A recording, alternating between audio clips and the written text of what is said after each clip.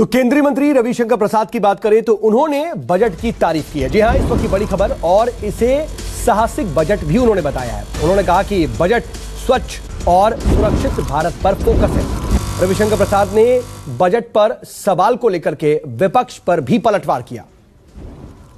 मोदी सरकार का बजट पेश हो गया है। इस मसले पर बात करने के लिए केंद्रीय मंत्री रविशंकर प्रसाद जी। रविशंकर जी, तमाम जो सरकार के लोग कह रहे हैं कि कोविड काल के बाद जो ये बजट आया है बहुत ही साहसिक बजट, आखिर क्यों ये साहसिक बजट आपको लग रहा है? देखिए, साहसिक बजट के दो तीन पहलू हैं। भारत का कोरोना को मैनेज करने का जो पूरा कार्यक्रम रहा वो दुनिया में सबसे प्रभावी रहा। सबसे कम लोग ग्रसित हुए, सबसे कम लोग मरे। आज वही भारत आज अपना भारत का वैक्सीन न सिर्फ भारतीयों को दे रहा है बल्कि सैकड़ों भी दर्जनों बाहर के देशों को दे रहा है। क्या ब्राज़ील, क्या नेपाल, क्या बांग्लादेश, क्या भूटान, बाकी लोग भी अफ्रीकी देश भी इसकी मांग कर रहे हैं। तो ये भारत का नया विश्वास बना है। तो पहला है कि लोग स्वस्थ रहें, सुरक्षित रहें। तो 64,000 करोड़ रुपए के वो योजना है पूरे मेडिकल इंफ्रास्ट्रक्चर के लिए, कस्बे से लेके पंचायत तक। दूसरा, लोग अच्छा खाना खाएं, न्यूट्रिशन बने। तीसरा, अच्छे जल पिएं, तो लाखों करोड़ की योजना है, जल जीवन के अंतर्गत घोषणा हुई है। और चौथा, आपने देखा होगा कि वायुमंडल ठीक हो तो स्क्रैपिंग पॉलिसी लाई गई है, बाकी लाई गई है। और उसमें पांचवा, 35,000 करोड़ रुपया वैक्सीन कोविड और अधिक विस्तृत हो इसके लिए इंतजाम है। तो ये है स्वस्थ सुरक्षित भारत बने, ये इसका पहला फोकस है। और दूसरा फोकस है भारत भविष्य की ओर भी आगे बढ़े। तो PLI स्कीम लाई गई, उसकी घोषणा हुई।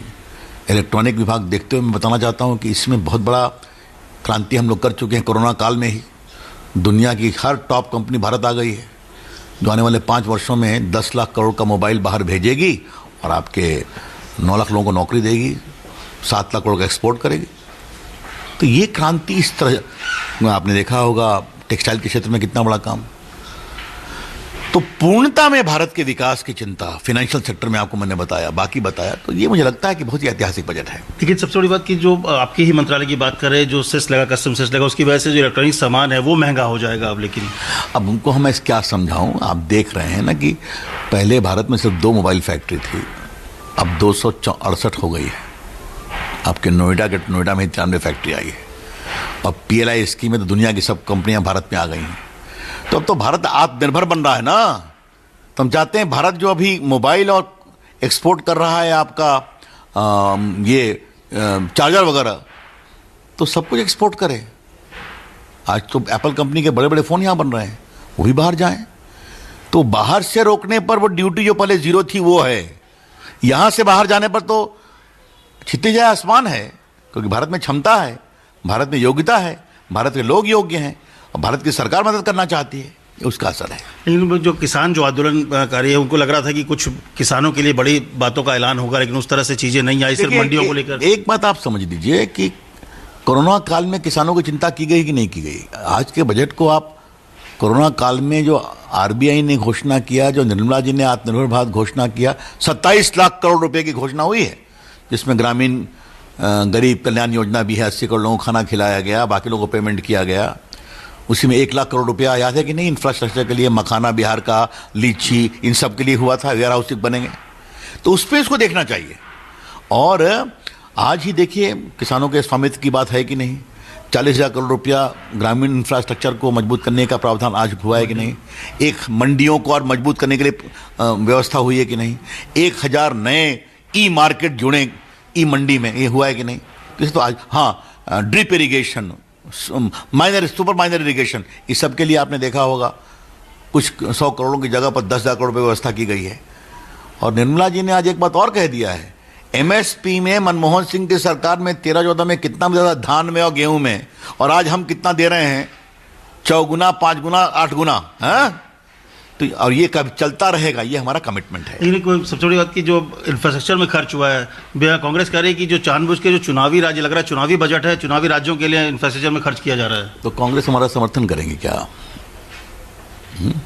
जो राहुल गांधी अपने एजेंडा में और मैनिफेस्टो में हमसे किसानों का जो बिल है उससे बढ़ चढ़ कर बना रहे थे शरद पवार जी, आज वो उसको सब भूल कर किसानों को उकसा रहे हैं। क्या है तो हमारे बजट की तारीफ करेंगे, छोड़ दीजिए। मैं उनसे यही कहूँगा, आइए सदन में बहस होगी, अपनी बात कहिए और हमारा जवाब सुनने को तैयार रहिए। आखिरी सवाल सर कि राहुल गांधी ने कहा कि जो आम जनता को पैसा लग रहा था कि हाथ में कुछ पैसे आएंगे, कैश पैसे आएंगे, उसके जगह सिर्फ जो कुछ घराने हैं वो मजबूत हो रहे हैं, क्योंकि आम आदमी को बड़ी उम्मीदें थी कि इसमें कुछ मिलेगा उनको। राहुल गांधी जी ने कुछ कहा था ना, मध्य प्रदेश में छत्तीसगढ़ में किसानों के हाथ में देंगे, कितना गया कुछ आपने हिसाब किया? ये तो नहीं करते हैं आप। हमारी सरकार ने देश के 10 करोड़ किसानों को 1,10,000 करोड़ अकाउंट में पहुंचा दिया है। ये कहते हैं हाथ में पैसा देना, और जो राहुल गांधी कहते हैं वो सही में जुमला है, ध्यान रखिए आप। बहुत धन्यवाद। साफ तौर पे केंद्रीय मंत्री रविशंकर ने कहा कि हम जो किया है या हमने जो बात कही है उसके लिए सबसे बेहतर है कि सदन में आए, आप बात करिए, सवाल उठाइए, लेकिन सरकार के सवालों का जो उनका सवाल को उसका जवाब भी सरकार का सुने। कैमरा रफीक के साथ अमित कुमार, दिल्ली, न्यूज़ 24। नमस्कार, मैं हूं मानक गुप्ता।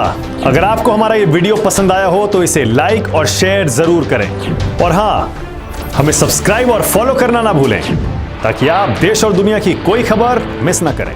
तो जुड़े रहिए हमारे साथ और देखते रहिए न्यूज़ 24।